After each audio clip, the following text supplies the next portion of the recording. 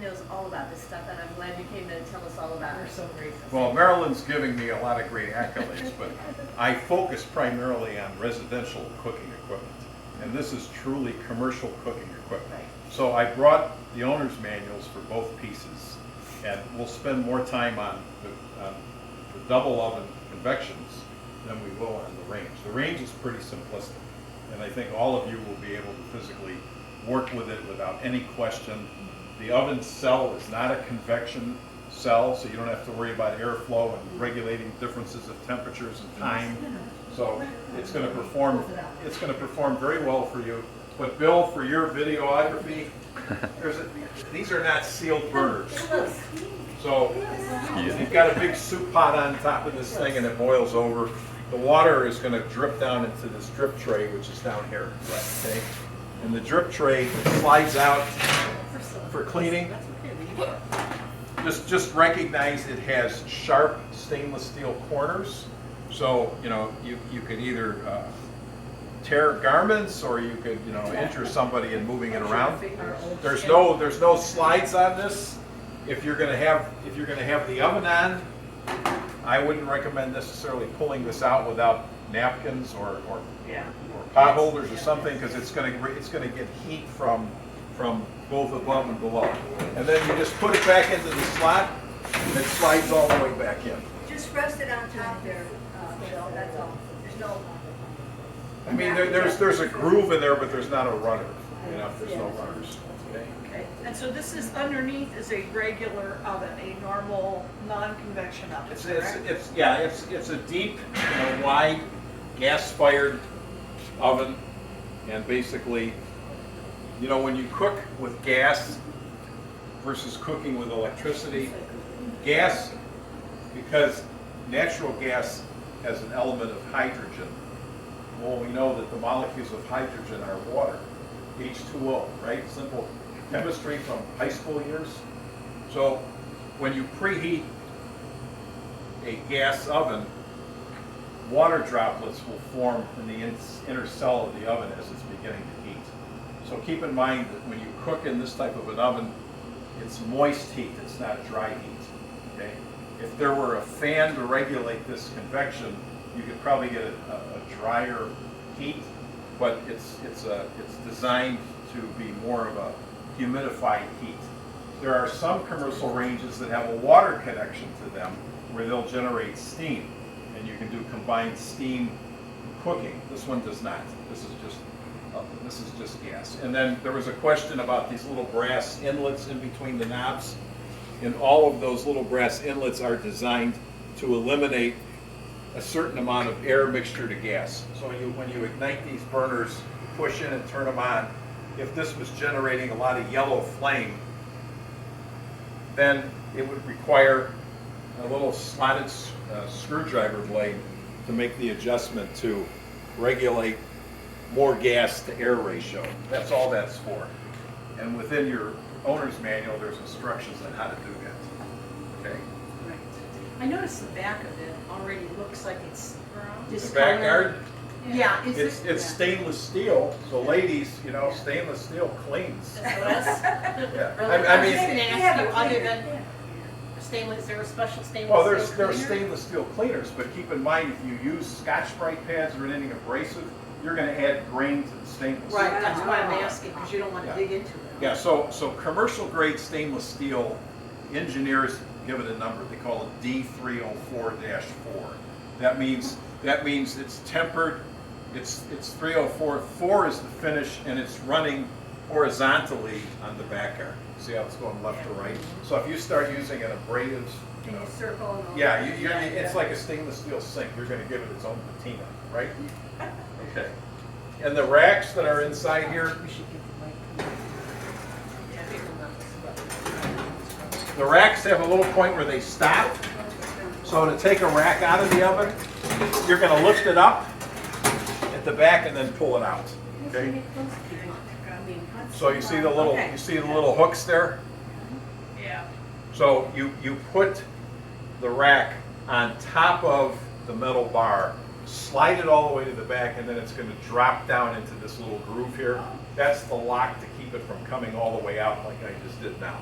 So you put it back in like this, slide it all the way to the back, it drops down, and now it can't go beyond a certain point. Okay? Okay. Now you only have 2 levels of adjustments in here. So the only reason to take that out is if you want to wipe it down to clean it. It is not self-cleaning, ladies. So Okay, so we have to lift it up from the back right away? Or yep, where's- right is there a away, slot? right away. That didn't work. Do it from the ends, not the middle. Now lift it up. Tilt it. Lift it up towards the back. Okay, there we go. Got one side. Here. It's okay, I can't, my wrist line there. You lift it up at the front. Yeah, you have to lift it up right away at the back, and it was, I just couldn't get any leverage. in the back. My wrist. Alright. Take it out. Unless you're making something like a roast or a turkey or something. Yeah, Pull it out from the but yeah, let's get them out. There's not a broiling element in this. So you're not No able to lot, yeah. broil. Okay. So I see that we no longer have a fan that we had to turn on because we don't need to do that now with the system. Yeah, we had the fire chief come over and tell us that we really need the hood for the open flame.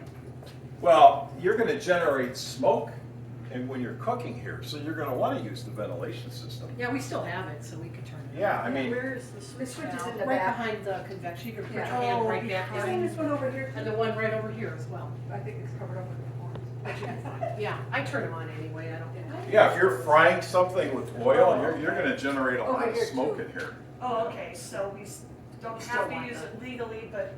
Well, here's what I recommend. You know, just to avoid, you know, when you cook something with oil, and again going back to your basic biology, when you heat something up, what happens to the heated surface, other than it cooks? It expands. Yeah. So heat molecules expand and they go upward. And if you're cooking with oil, that grease is part of that upward. And the grease, if it's not extracted in the baffles of that hood liner, are going to have, it's going to become rancid as it deposits itself throughout this room. And then you're going to have, you know, the stench of that over time, and you're going to have the discoloration. So that's why we run the fan. And I always recommend that if you're going to start cooking with a lot of oil on the skillets, don't wait until it smokes to turn the fan on. Turn the fan on ahead of time, because if like we've got how many people here? We got, with myself, there's 9 of us. So let's say Bill is over here cooking, but you ladies are going like this, back and forth. So here's what happens.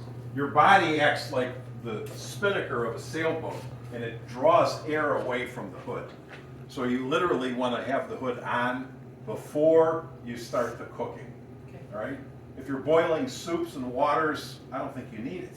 But if you're going to cook anything in a skillet with oil, I would put the fan on just to get the smoke out of here. And especially in the summertime, if it's really hot down here. I mean, it's a basement. I don't know how hot it gets. Oh, That's it's hot. hot down Well, there. yeah, well, you want to run the fan just for that reason. Yeah. Okay. Obviously, this thing is on casters. Yeah. I assume the casters are locked Yeah. because you have a flexible gas line that's connected to this, so you can pull it a little bit away from the wall to service it. But there's no other reason to move the thing, you know. Right. So whatever you're going to cook in here, we usually say you should preheat. You know, there's no timer on this that beeps to say, oh, I'm at temperature. So the rule of thumb is that if it's telling you have to cook something at 350, I'd preheat it for 20 minutes before I would put something in there. So, you know, some of these ovens have a rapid preheat function where it actually exceeds the temperature and then cools back down. I would prefer that you wait 15 to 20 minutes before you start putting something in the oven. Preheat it for that amount of time. And obviously the key is, you know, the more times you open and close the door, you start interfering with the temperature of the oven. So don't trust what you're cooking, trust your menus, and don't necessarily peek, because that will No, You know, slow it window. down. yeah, that will definitely influence it. Does this side and the bottom, are those separate pieces or just part of the That's chemical? that should be just trim, Marilyn. Doesn't open. That's all this is just trim. Okay. You know, there's things that they're covering up here. What's that down? That open up See, this is just a trim piece. It's just hollow underneath, it's just, Okay. that's just Covering up the accessory mechanics. trim. That's it. So the oven unfortunately is not the full entire width of the range. You know, you have all your gas tubing and everything is coming up on that side. So Is that's it why. large enough for our big trays? It is. Oh, yeah, That's it's huge, yeah. Yeah, it's huge. And you know, certain foods perform different in different dishes. You know, some foods prefer to be cooked in glassware, and some foods prefer to be cooked in, you know, a stainless or an aluminum type of material. And sometimes darker materials produce different results than lighter materials. Glass corningware produces different results than does metal cookware. So that's just something from home economics, you know, that teaches that. And then, of course, the back guard here is nice because when you're using it, you can actually keep things hot up here without having to have radiant lights above it, you know? So, you know, take advantage of the back guard. I mean, right now, all the tea kettles are there. You know? Any questions on that? Just if you would cover real briefly again about the pilot lights needing to stay on. Well, if the pilot lights go out, obviously you can't ignite the range. So you'd have to mechanically light those with a butane long fireplace lighter or a fireplace match. But you know, if for some reason they go out, you know, literally they could be out for days before there would be any presence of an odor of gas in here. So They don't have an automatic shut off on the gas if the heat ceases? Well, let's see if it tells us that. I don't think they do. I'll look. Why, you go on, Yeah, I'll look. I don't think they do. I've just had a few women call me concerned that there's a pilot light exposed and always burning. And so the response is, that's fine, that's how it's supposed to be. That's the way it's designed. You know, you really, again, our AGA range that's in our showroom, that thing is on 24/7. And in the last 10 years, I think we've only had it turned off a couple of times in 10 years. You know, once when our air conditioning failed in the building and it got too hot, and it was in August and it was 90 outside and this thing is generating all of this heat.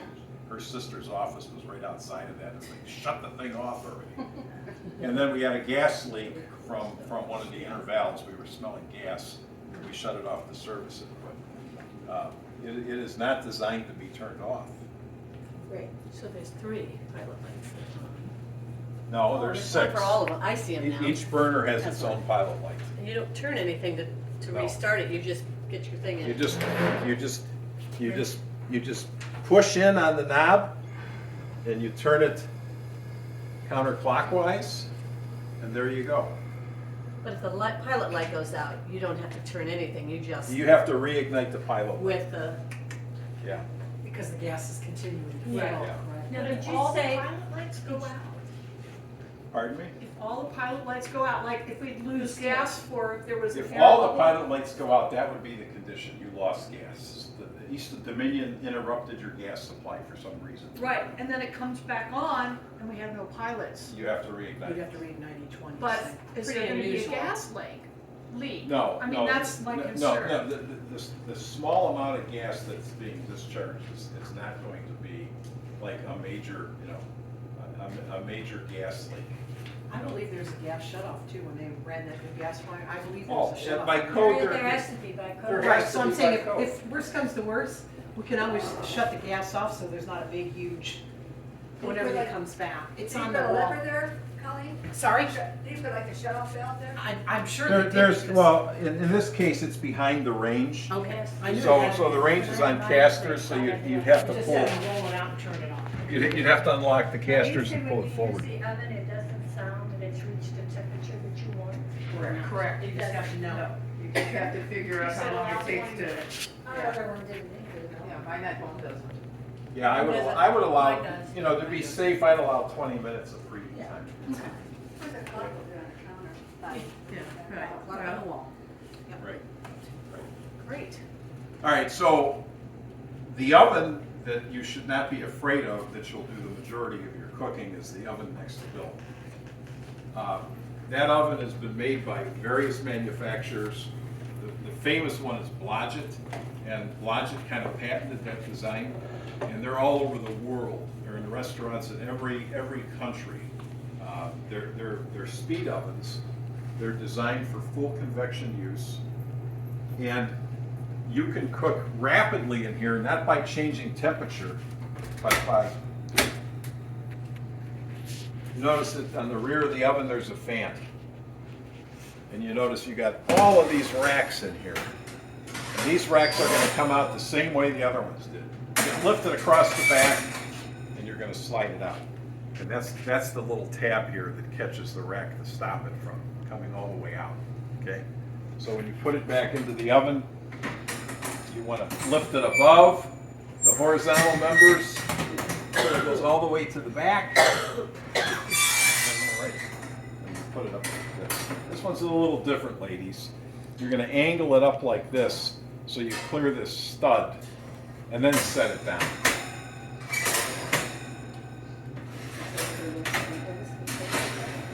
So it's designed for multi-rack cooking. Okay? Let's see, where's our light? Is it not turned on, Bill? Is there a... There's a switch on the side. You talking the on On off? the top, on the top. Okay. So there's your power switch, and you have a halogen light in here that obviously they burn out from time to time. You have to be careful of what the owner's manual probably says what wattage the bulb needs to be. I made the mistake in my own home when the bulb was burned out. I just went online and I saw this guy. He says, "Oh, you put this 20-watt bulb in here." Well, the oven was designed for a 10-watt bulb, not 20, and there were two of them. So I put the 120-watt light bulb on one side, and it's like, wow, this is bright. This is incredible.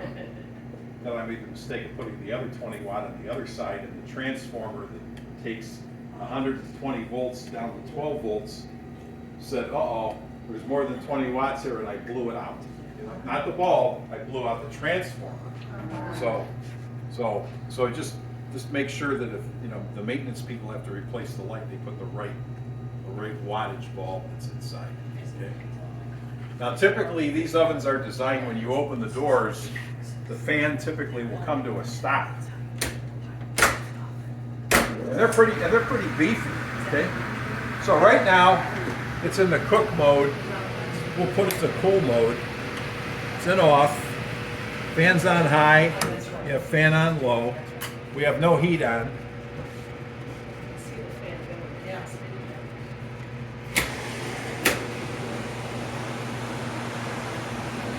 And that thing is anchored, when you pull it real hard, Yeah. Michael anchored it to the back, so All right. you So can't pull it forward and drop it on you. so when this oven is in the cook mode, okay, it has a timer.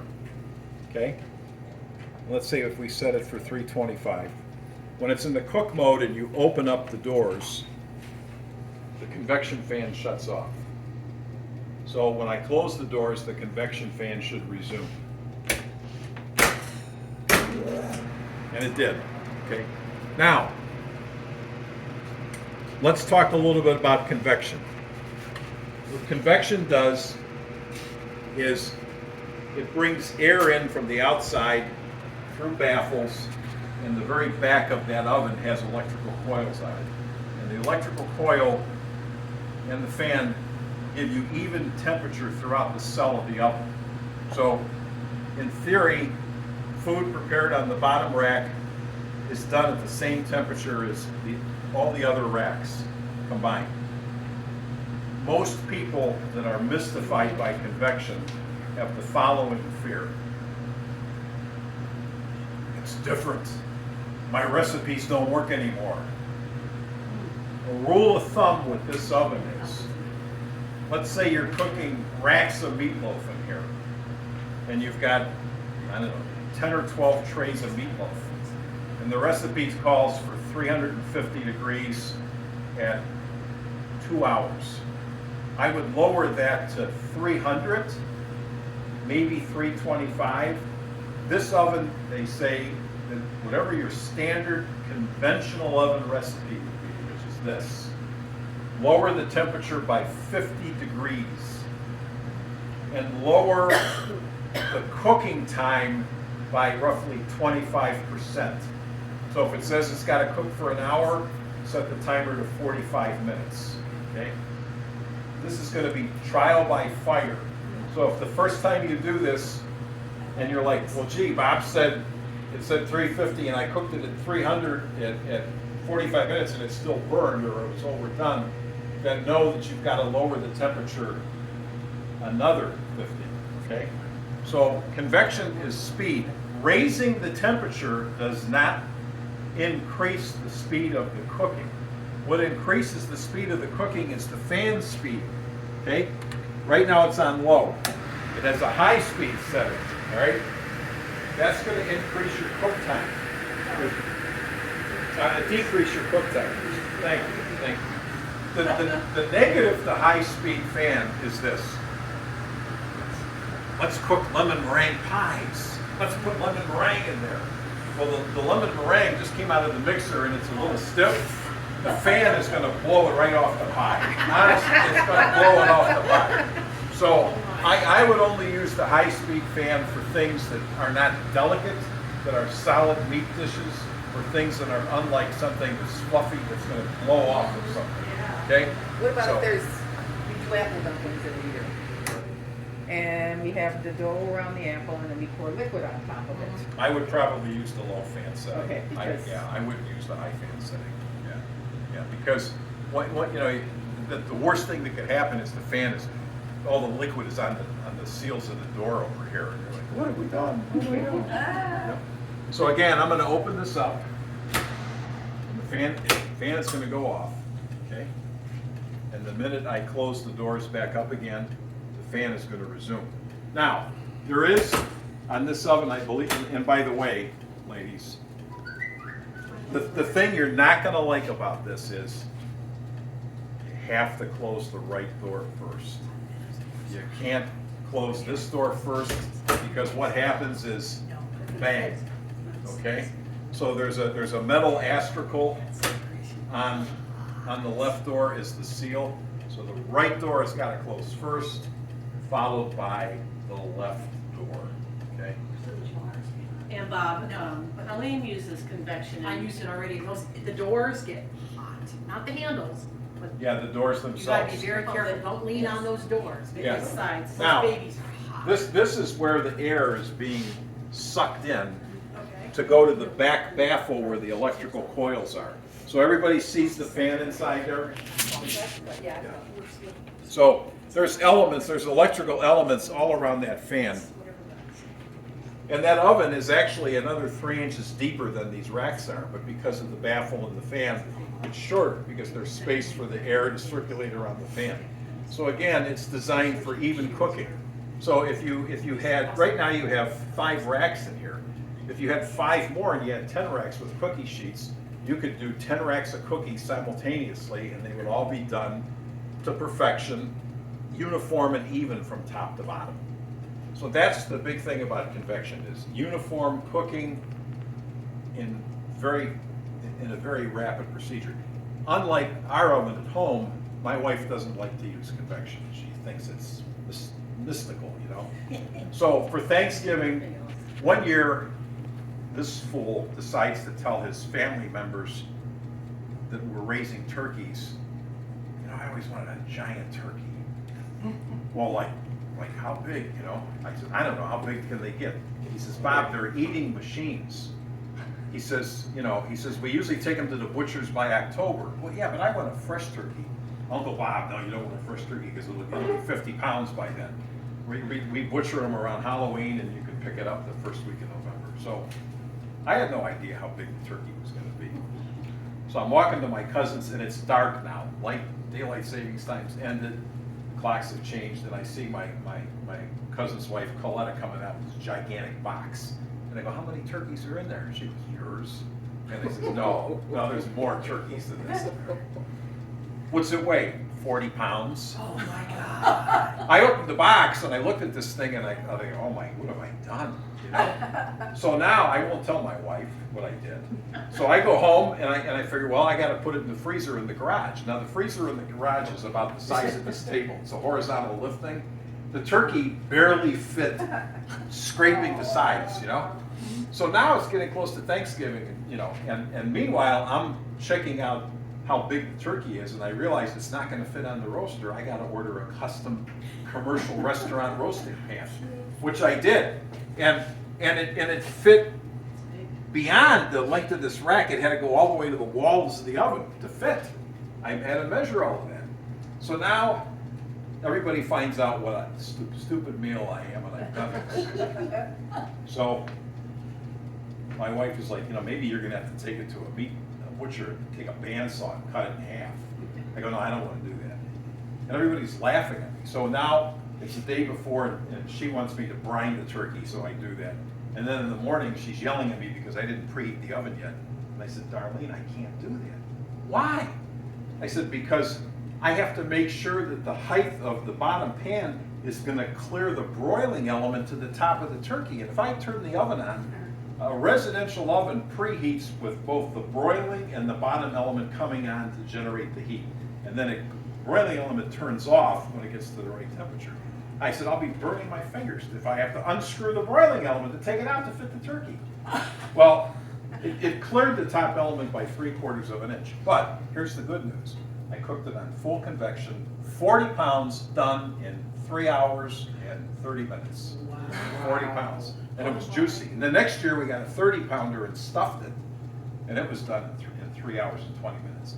This same 40-pound turkey in this oven, I would have to believe would be done in 2 hours. Because of the fan speed and the oven capacity.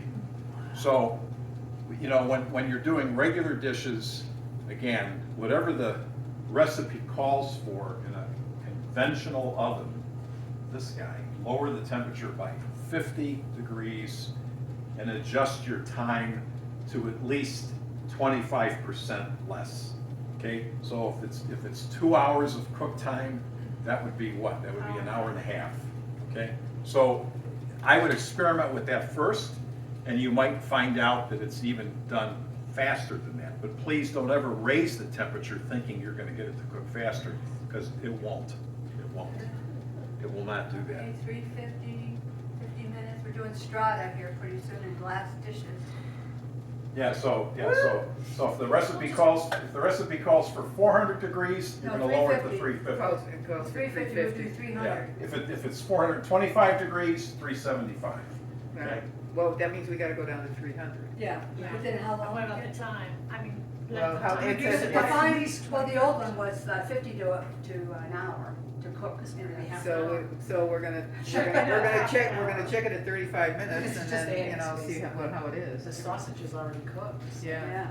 You're just setting the Good eggs, idea. basically, yeah, that'd be good. Yeah, and if for some reason things just don't seem to calibrate right, go to the hardware store and buy one of those oven thermometers, the old-fashioned things that just sit on the rack, and you know, leave the oven on for a few hours and make sure that whatever you set the temperature on the face of that oven is the same temperature that's inside the cell of the oven.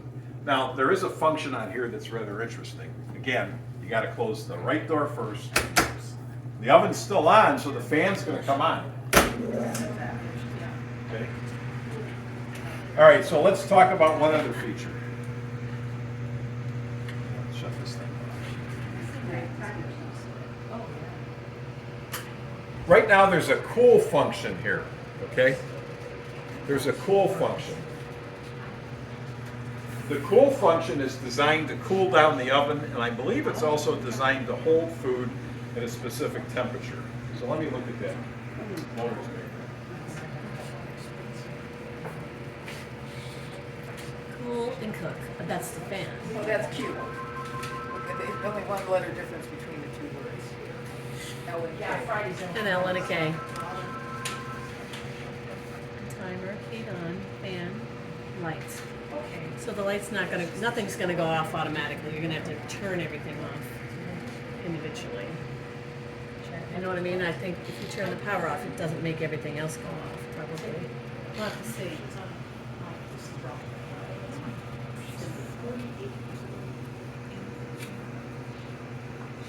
All right, we'll go through a function here.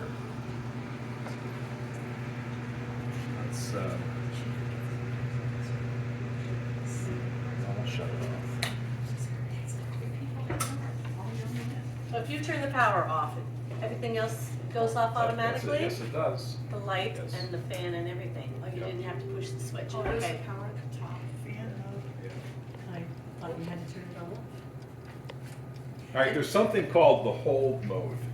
In this mode, the oven operates at a specific hold temperature. However, the fan only runs when the burners are on. If the fan mode switch is in the cool position, the fan runs continuously in the hold mode. And the fan, I just experimented, when I put it on the cool position, the fan runs even when the doors are open. So it says to program cook mode, do the following. Turn the power switch on. Power switch is located in the middle of the control panel. Okay. Power switch. Set the desired cook temperature between 150 to 550. Use the arrows located next to the temperature display. Up rises the temperature, down lowers the temperature. So here's your temperature. Right now I turned it all the way to the bottom. Okay. So 550 is all the way over here. I can never see you using that. And 350 is about at 11 o'clock. Set the fan mode switch to the cook position. In the cook position, the fan will not run when the doors are open. So we discovered that. If the fan mode switch is set in the cool position, the fan will run while the doors are open. Okay? If the fan cycling is desired, press the fan button. So there's a fan button here. It just has cool and cook for fan mode, and then you have the speeds, low and high. If fan cycling is desired, press the fan button. In this mode, the fan runs for 30 seconds and is off for 30 seconds. The fan indicator light will blink when the fan is in a cycle mode. It stays on steady when the fan is a continuous run. Select the correct fan speed of the food being cooked.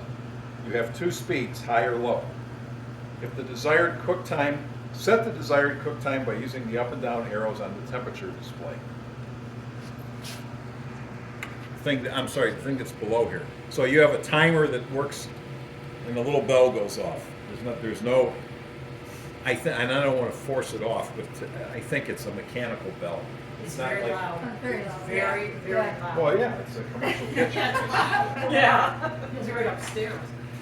You can hear it upstairs? Yes, you can. Yep. Can the cycle mode be used with high or low fan speed? Well, that's what we're going to look at right now.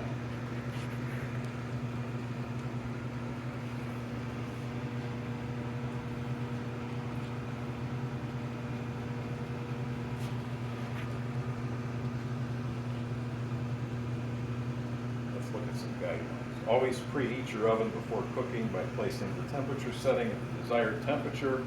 The oven is preheated when the indicator light goes out. So when the indicator light goes out, okay? Here's the thing that I was talking about earlier. Always use a lower temperature setting than recommended for a standard conventional oven or range oven. The general rule of thumb is to subtract 50 upwards to 100 degrees Fahrenheit from your standard oven recipe. Some experimentation on your part may be necessary to achieve the optimum results with your food. Cooking at higher temperatures will not reduce cooking time. It will produce unsatisfactory baking and roasting results. You should begin checking the doneness of your food product in about half the time recommended for the same recipe that's cooked in a standard oven. Keep in mind your times may vary depending on the amount of product being cooked in your oven. The best results are always achieved when a systematic record of times and temperatures are kept for reference. Somebody should do that. You know? The oven will hold up to 13 18-inch by 26-inch sheet pans. Down this at is- the bottom, underneath. Oh, okay, yeah, all right. Do Don't not worry about place, those apple dumplings. do not place an empty sheet pan or aluminum foil on the bottom floor of the oven. This will disrupt the airflow and cause uneven cooking results.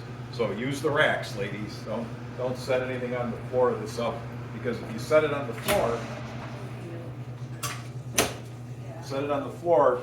it's you're not gonna get the results you want. To minimize the shrinkage of roasted meats, place the meat directly on the racks and place a sheet pan of about half full of water in the bottom rack position. If you remember, this is a drier heat. The water will keep the oven compartment more humid and meat juices will evaporate less. That's why I like to cook meat dishes in this oven, because again, it's gas and there's no convection fan, and hydrogen molecules expand and that's water. So that's a more humid cooking source. Let's see.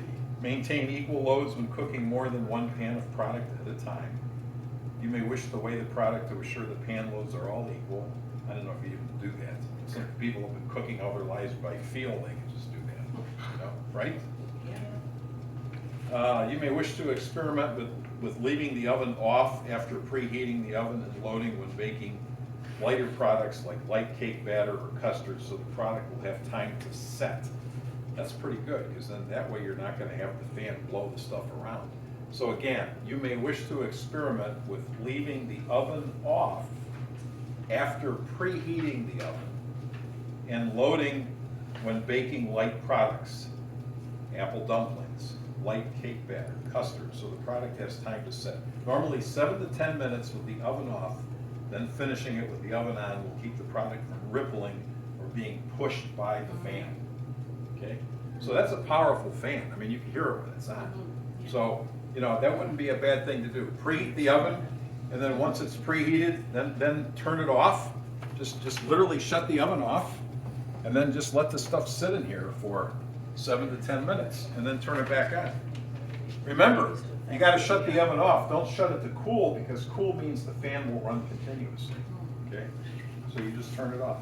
And I don't know how much desserts you guys do. You mentioned apple dumplings. Is Yeah, that I don't know, but I don't know if it's gonna work for that. Sure it will. Sure. But then So you have we to did turn a it back on and wait? Oh, No, you mean I don't the think it's cooling? applicable in this. No, it's not. I don't think it's- the it's not apple gonna dumplings ripple. are gonna be that. No. No, they're not gonna cool, the oven's not gonna cool that much. Not in 7 to 10 Not in minutes. 7 to 10, minutes. What it's gonna do is it's gonna start to set that liquid, so that when that fan goes on, it don't pull that liquid Blow out. it all around. Blow it all around, yeah. Yeah, that's an important See, thing. what we do is we use one of those big pans, Right. pull one of those out, and then we use aluminum pans that are You gotta 1.5 put to, it on oh, top. I'm sorry. Stuff on top of it. Yeah. 1.5 to 2 inch deep. Just leave that there. Yeah. So this guy, Yes. Okay. all right, so your apple dumplings are sitting on there, the oven's off, you open up the doors, you let it sit for 7 to 10 minutes, and then after the 10 minutes, set the timer even for 10 Yeah. minutes, and then turn the oven back on and the fan's on low, and you should be good. Yeah, but I think they're. Well, that's Now, what we didn't know. next item, when you start off with frozen product, you may wish to preheat your oven up to 100 degrees Fahrenheit above the temperature you're going to cook to. So you pulled something out of the freezer. We have no time to wait. The church members are at the door. What are we gonna do? So, so it's telling you to cook the product at 400 degrees. You know in this oven, you're gonna wanna cook it at 300. So the rule of thumb is, go to the 400 degree temperature, because it's 100 degrees hotter than what you wanted to cook it in, okay? And preheat it to that temperature, okay? Then load the product and reset the temperature for the normal time. All right, so when starting off with frozen product, you may wish to preheat your oven up to 100 degrees above the temperature you're going to cook it at. Load the product and then reset the temperature for the normal time, okay? If you don't have the food in there until you do that process. In other words, you're just heating that up. Yeah, just heating up the cell, that's all you're gonna do, because your food's frozen. your food's not frozen, then don't follow that rule of thumb. General concern is, you know, for longer internal bulb life, don't leave the lights on all the time. Just turn the lights on when you need to turn them on, because there's a separate switch for that. And then it just goes on and talks about cleaning. Okay. You know, I don't think you How about need. reheating food, reheating your food? Well, let's see if it talks about reheating food.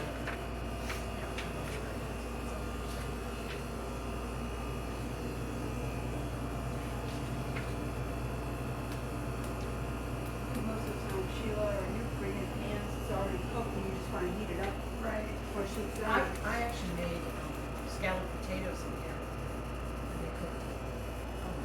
They were great, and they were really good. You Really good. made it at home, then you brought it here and No, heated it she up? cooked it Oh, here. I cooked yeah. it here from. But I just our- thought, well, Sheila usually brings in, you know. Yeah, she cook makes at it home and reheats it, but Yeah. I actually made it here, and it cooked really fast. It was really good.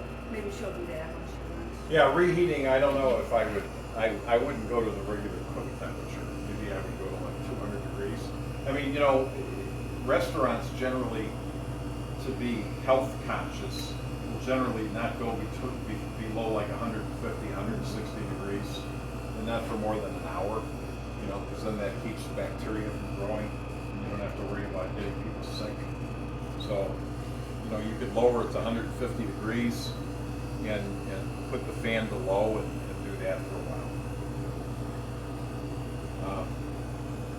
This was a generic manual that was for all of the two-door ovens, but there's functions in here that your oven doesn't have. I am going to see if I can get Marilyn one that's for the exact model that you have here. This encompasses every one of these two-door models that this company makes. And there are some functions on here that you don't have, which are more advanced. So But- you're recommending when we cook stuff, we should have it on low, a fan on low? Yes, Cool. yes. That's cool. We should have it on cool. Well, no, the cool function is when you want to cool the oven down. So you're doing multiple dishes at the church. So you start off cooking something that needed a higher temperature. And now there's no time to sit with the oven doors open and wait 20 to 30 minutes before the oven's cool enough that you don't worry about burning the food. That's when I would use the cool function, okay? But starting out, when you put stuff in there, you don't have to have the cool on. No, you don't have to have the Just do cool your on. regular less 50 and less And 25%. of time, yeah, yeah. And the cool down, again, the example that I used was you've cooked something that needed high heat, and now you have to immediately start cooking another dish at a much lower temperature. I would immediately, when I take everything out, I would put it to the cool mode, and then at that point the fan is going to continuously run. It'll run You with have the to doors go open. shut when you cool it. It'll Or do you have them open? I would leave them open. Okay. Because if you've taken the food out, so if you've taken the food out, the fan is going to continuously run. Okay. It's only in the cook mode that the fan shuts off. See if I can, okay. So in other words, you cool it down so we can drop the temperature. So you can drop the temperature down, yeah. I mean, that's a strong fan. I mean, I can feel it over here. I mean, here, we'll get a sheet of paper so you can see. This will be a good example.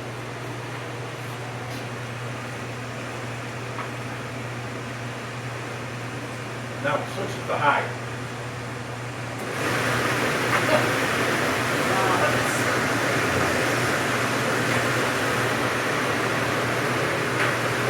So that's why lemon meringue and all of that type of stuff. You'll be very upset because the fan is going to blow everything onto the glass. Yeah.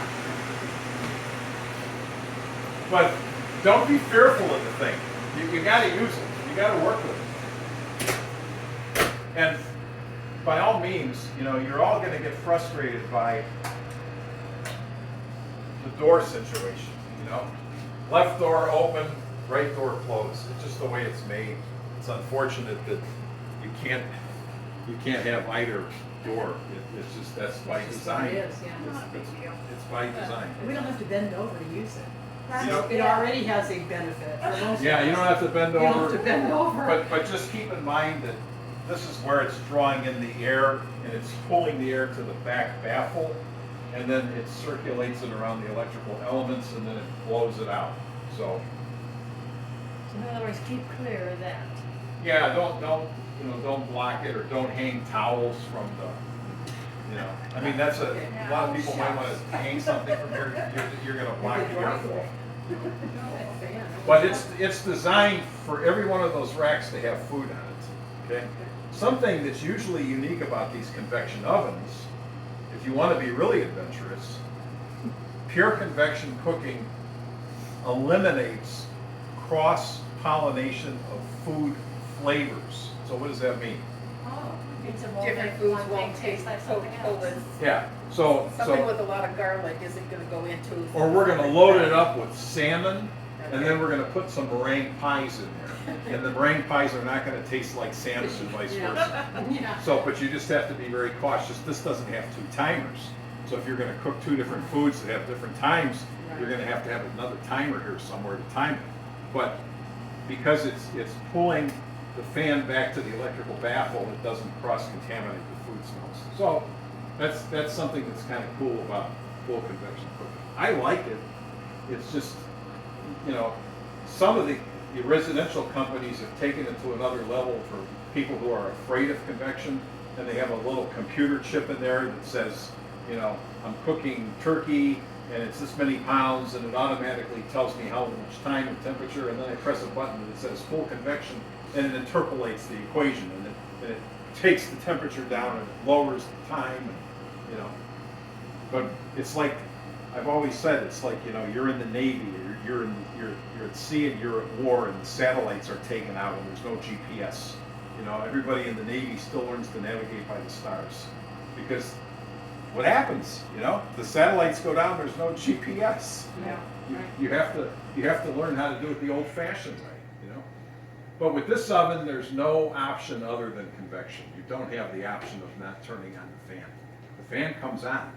So just recognize that when you don't want the fan on, you preheat the oven to the temperature that you want, and then at that point, you let the food sit into that oven in the off position with the doors closed, and then within 7 to 10 minutes after the apple dumpling, the water starts to gel, then you turn the oven back on.